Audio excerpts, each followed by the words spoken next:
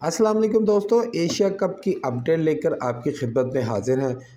और इसके साथ साथ हम आज बात करेंगे कैसे श्रीलंका ने अपना वज़न जो है वो इंडिया के पलड़े में डाला और इस पर नजम सेठी ने अब क्या स्टांस लिया है और एशिया कप के मुस्तकबिल के हवाले से अब क्या फ़ैसले ज़ेर गौर हैं। सबसे पहले बात करते हैं एशिया कप की अपडेट के हवाले से। एशिया कप के हवाले से इस हफ्ते एक वर्चुअल मीटिंग बुलाई जाएगी जिसमें जे शाह भी शामिल होंगे, नजम सेठी शामिल होंगे और तमाम बोर्ड्स जो है वो इसमें शामिल होंगे। फिर उसमें सबसे पहले जो बात की जाएगी वो पाकिस्तान के हाइब्रिड मॉडल की जाएगी। उस पे फ़ैसला होने के बाद फिर स्केजुअल जो है उस पे बात की जाएगी। इसी हवाले से जो नई अपडेट है वो ये है कि पाकिस्तान ने अब जो न्यूट्रल वेन्यू चुना है जिस पे शायद किसी को भी एतराज़ ना हो। और इससे ही जुड़ी अपडेट ये है कि श्रीलंका जिसने अपना वज़न जो है वो इंडियन पलड़े में डाला है, हालांकि इन श्रीलंका को जब भी ज़रूरत पड़ी है हमने श्रीलंका का साथ दिया है। हमने उस वक्त जाके श्रीलंका में सीरीज़ खेली थी जब यहाँ पे इंतहाई ख़तरनाक हालात थे, तमिलनाडु वगैरह के जो हमले थे वो जारी थे। उस सिनेरियो में हमने जाके क्रिकेट खेली थी और अब जब इनकी बारी थी तो इन्होंने अपना जो वज़न है वो इंडियन पलड़े में डाला है। तो इस पर नजम सेठी ने एक स्टांस लेते हुए ये फ़ैसला किया है कि अब न्यूट्रल वेन्यू जो है वो श्रीलंका नहीं होगा। अगर दुबई में श्रीलंका और बांग्लादेश को गर्मी की वजह से इशू है तो हम अब एशिया कप जो है वो इंग्लैंड में करवाएंगे।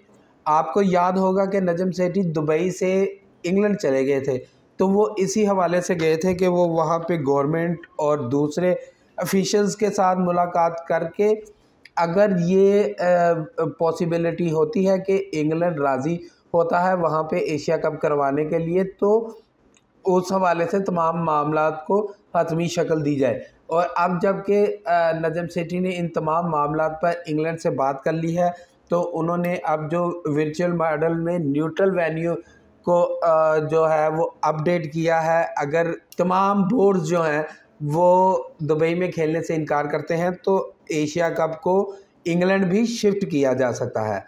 ये पॉसिबिलिटी बिल्कुल मौजूद है। एशिया कप का जो मुस्तकबिल है वो इसी हफ्ते होने वाली उस वर्चुअल मीटिंग में किया जाएगा जिसमें तमाम बोर्ड्स के तमाम फैसला करने वाले लोग शामिल होंगे।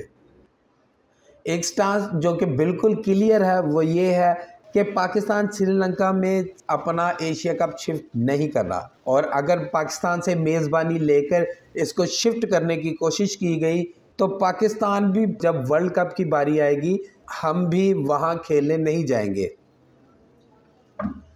अब जितने भी हल थे वो तमाम के तमाम हल जो है वो तमाम के तमाम हल पीसीबी मैनेजमेंट कमेटी के सरबराह नजम सेठी ने एशियन क्रिकेट काउंसिल के सामने रख दिए हैं। और अब हम बात करेंगे कि कैसे इंडिया जो है अब वो बुरी तरह से फंस चुका है। एक मुहतात अंदाजे के मुताबिक एशिया कप की जो टोटल प्राइज़ मनी और जो टोटल फ़ीस है वो कुल मिला के 4-5-6 मिलियन के करीब होगी। इतने का तो पाकिस्तान और इंडिया का एक मैच ही बिक जाएगा अगर पाकिस्तान इंडिया में वर्ल्ड कप खेलने जाता है। तो अब गेम बन गई है पैसे की। इंडिया जैसा कि आप जानते हैं कि आईसीसी की प्राइज़ मनी में 38.5% का हिस्सेदार है और पाकिस्तान चौथे नंबर पे आता है प्राइज़ पे। और अगर आप इस चीज़ को मद्देनज़र रखें तो इंडिया कभी नहीं चाहेगा कि वर्ल्ड कप में पाकिस्तान ना आए, क्योंकि आप जानते हैं कि वर्ल्ड कप एक तरफ और पाकिस्तान और इंडिया का मैच एक तरफ। और अगर मैच हो पाकिस्तान और इंडिया के वर्ल्ड कप के अंदर दो तो आप सोचें रेवेन्यू की बात कहाँ से कहाँ चली जाती है। इसमें एशिया कप की कुल प्राइज़ मनी को देखा जाए और जो शेयर तमाम बोर्ड्स को मिलेंगे उन सब को देखा जाए तो ये दो मैच उस टोटल प्राइज़ मनी पर भारी होंगे। तो इंडिया को अब सीरियसली इस हाइब्रिड मॉडल पे बात करनी पड़ेगी। इस वर्चुअल मीटिंग में उसको ये सब मानना पड़ेगा। उसकी वजह है कि पाकिस्तान का स्टांस अब बहुत क्लियर है।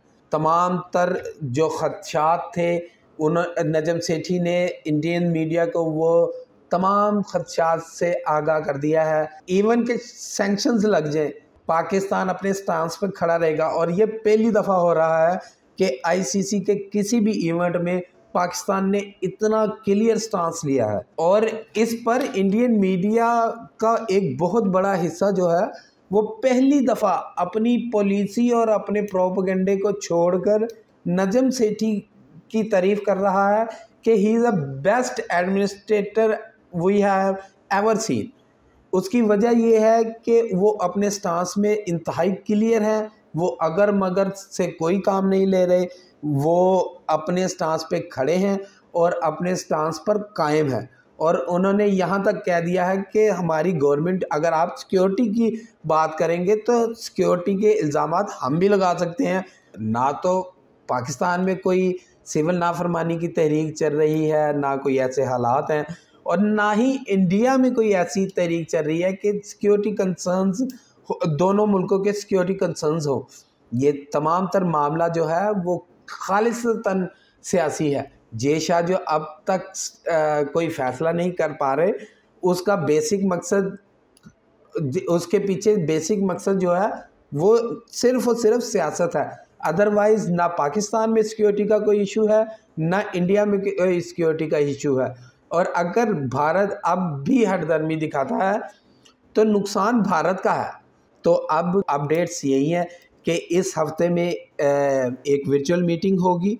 उस वर्चुअल मीटिंग में सबसे पहले हाइब्रिड मॉडल को तस्लीम किया जाएगा, उस पर फिर शेड्यूल पे बात होगी और फिर न्यूट्रल वेन्यू पे बात की जाएगी। और हमारे ज़राए का ये कहना है कि न्यूट्रल वेन्यू में सबसे जो पहले तजवीज़ आई थी दुबई की, उसी को मान लिया जाएगा।